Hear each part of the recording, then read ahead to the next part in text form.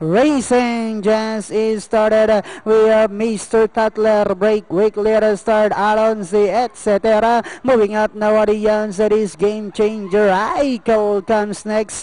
Dancing Dolphin, Eloquence. Then next online is entry number 3, Fireworks, face to face, while for for full ribbon was left behind, and going along for the first turn we have Mr. Tatler by about 2 lengths, etc. In second, Game Changer is watching in third. Alonso comes next. Eichel, and on the outside is Dancing Dolphin.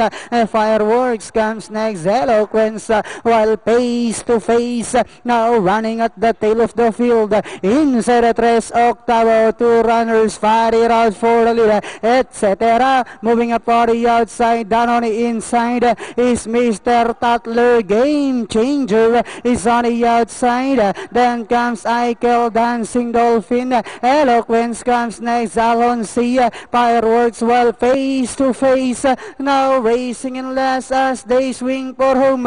We have etc. This time by about 4 lengths. Game Changer in second, running by the release Eichel, and on the outside Dancing Dolphin. Last 50 meters it's all etc. And finally etc. Dancing Dolphin close with Game Changer. Then comes Eloquence, Eichel, number 4 Mr. Tatler. Pekta lang to, no? Right, klaro lang natin yung number 5. And that is a challenge.